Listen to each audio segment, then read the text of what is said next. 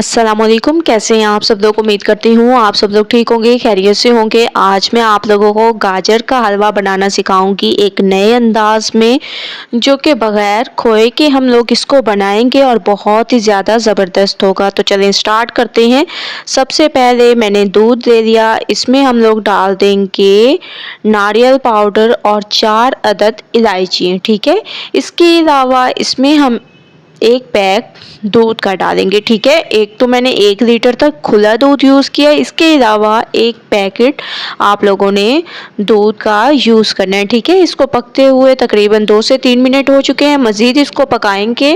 माशाल्लाह से 10 मिनट मैंने इसको पकाया है। और दूसरी तरफ मैंने गाजरों को बॉईल करके इनको अच्छी तरह से मैश किया है और ये बहुत अच्छी तरह से मैश हो चुकी हैं। दूध को हम लोगों ने 10 से 12 मिनट पकाया है।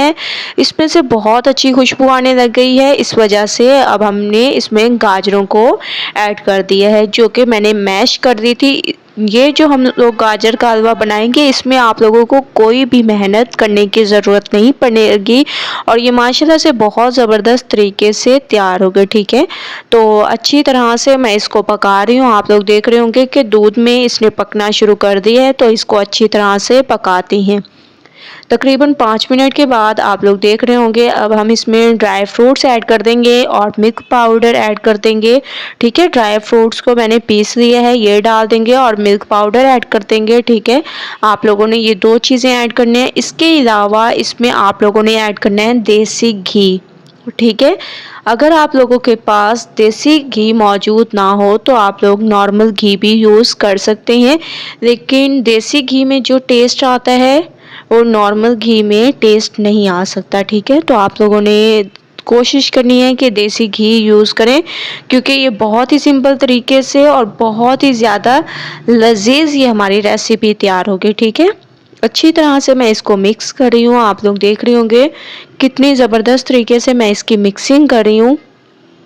ठीक है, पहले आप लोगों ने इसकी मिक्सिंग करनी है, उसके बाद हस्बे ज़रूरत आप लोगों ने इसमें चीनी ऐड करनी है। ठीक है, तकरीबन 5 किलो मैंने गाजरें ले ली थी, इसके मुताबिक मैंने 1 कप इसमें भर के चीनी का ऐड किया है। ठीक है, आप लोग अपने हिसाब से, अगर आप लोगों को ज़्यादा पसंद हो तो आप लोग 1 से 1.5 कप तक चीनी यूज़ कर सकती हैं, लेकिन मैंने 1 कप यूज़ की है।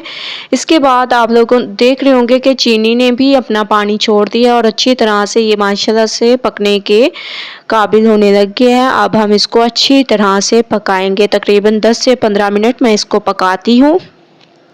10 से 15 मिनट के बाद आप लोग इसकी कंडीशन देख सकते हैं कि माशाल्लाह से साइडों से जो हम लोगों ने घी डाला था वो निकलना शुरू हो चुका है और ये माशाल्लाह से भुनने लग गया है ज़बरदस्त तरीके से। तो मैं इसको तकरीबन 2 से 3 मिनट मज़ीद इसको अच्छी तरह से भूनूंगी। उसके बाद फिर मैं आप लोगों को इसकी फाइनल लुक की तरफ लेके चलूँगी। तो 2 से 3 मिनट वेट करते हैं।